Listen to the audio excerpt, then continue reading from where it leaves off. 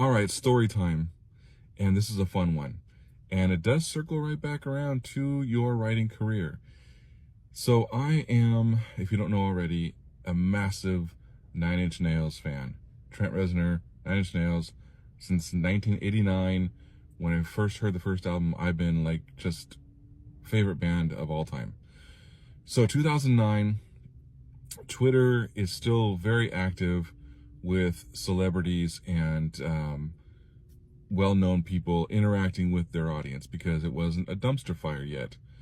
So one night, Trent Reznor, who had been known to be active on the platform, posts a tweet that says, what is your favorite Nine Inch Nails concert memory, or something to that effect?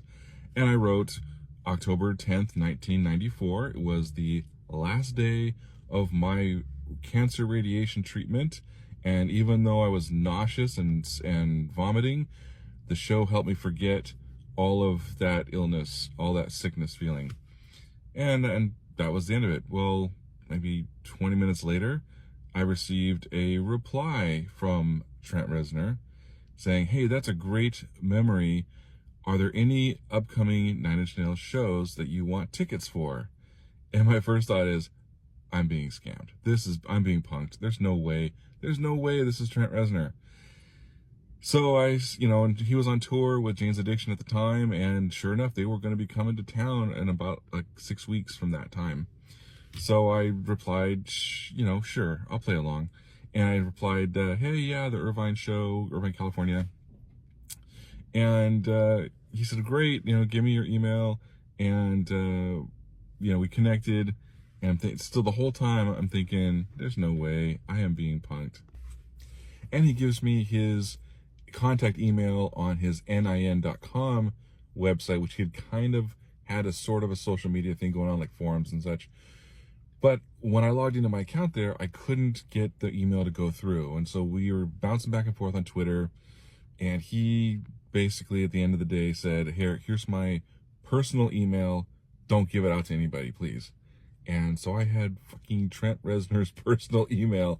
Of course, the whole time in the back of my head, I'm thinking, I could be getting totally played here, but I'm going to follow through. I'm going to push through just in case this is real. So fast forward to the day of the show. My wife and I go down there, park, and go up to the will call as instructed. And I give him my name, Brian Fitzpatrick. And the lady's like, yeah, no, I don't have any tickets. I don't have anything waiting for you. I was like, no. So we're walking back to the parking lot. I'm just all like confused and upset and going, oh, I can't believe I fell for it. I can't believe I fell for it. And I decided, you know what? Just in case. And I sent one more email to his personal email saying, hey, I'm at the will call, and they said there's no tickets, And even though I heard his rehearsal just ending, I suddenly get a response back saying, hey, I haven't sent the names down yet. Give me like 10 minutes. And I'm thinking, I just heard him in the band finishing up their rehearsal. How is he sending me? So again, I'm thinking, this is such bullshit. There's no way. So I'm like, oh, I gotta follow through. We gotta finish it up and see what happens. So we go over there. So we're standing there waiting, and sure enough, about 5 minutes later, the lady calls out my name and calls me up to the thing. And I'm like, what? She doesn't hand me 2 tickets. She hands me a manila envelope. And I'm like, what the fuck? Open it up, 2 tickets and 2 backstage passes. I'm like, no way. No fucking way. Oh, turning into the greatest day of my life, right? So, me and my wife, we put on our lanyards, and we get in the line, we get inside, and we get to our seats just because we want to check out our seats. They were pretty good seats. They weren't like amazing because I was thinking it was so close to the show date, but they were good.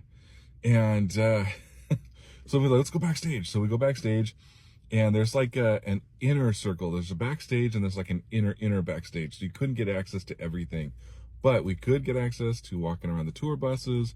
We walked around. They had for some reason, an In-N-Out food truck, In-N-Out burger food truck.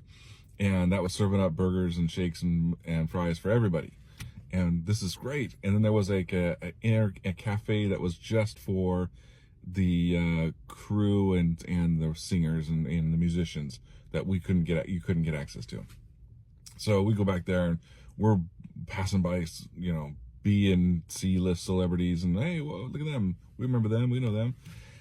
And then, of course, Dave Navarro from Jane's Addiction starts walking by, and we're like, holy shit, that's Dave Navarro. And this dude exudes rock star. I mean, when he walks by, you're like, oh, that is a freaking rock star, just by his demeanor and everything. So he seems in the zone, so we don't bother him. We just, you know, he's getting ready for a show, so we'll just leave him alone. But we even got to go to like the backside of the stage. It was really cool. I got some photos. Man, it was just amazing. So we go and enjoy the show. It's just an amazing night. We just have the blast, just a great time. Go backstage again, hanging out. There's a ton of people near this inner circle area where they're just hoping to get to talk to Trent and Jane's Addiction, I guess. But nobody could get access. Even the celebrities that were there, no one was getting access. And so after a while, we're like, I just wanted to thank him personally and just say thanks for a great night and making my year. It was just an amazing experience. So we left and called it a night and just relished in that amazing experience. Once in a lifetime, and I have no regrets about following through. Even though I thought I might be getting punked, I followed through and it paid off. So how does this circle around to your writing career? You know what word I'm going to use right now. Networking. This is another example of how taking a risk, taking a chance, and talking to people gets you rewarded. And in this case, it was my, you know, favorite artist having some conversations with me, and I got backstage passes. So in your case, if you are trying to connect with somebody, just go for it. Just go for it. Be yourself, be authentic, don't be fake, don't be false, and they will probably see through and believe that you're being your authentic self. They will see it. People can sniff out bullshit. And so just be yourself, and even just be a little bit, even it's okay to fanboy out a little bit, fangirl out a little bit. Just say, you know, hey, I really admire your work, and I love this TV show you did, or I love this movie you did, I love this book you wrote. Don't be afraid about that. Just let them know, and because I think really they do appreciate it. Just don't, you know, be stalkerish. So anyway, lesson here: meet your heroes, reach out to people, don't be afraid, be yourself, and magic will happen. Did I just say that? Anyway, have a great day.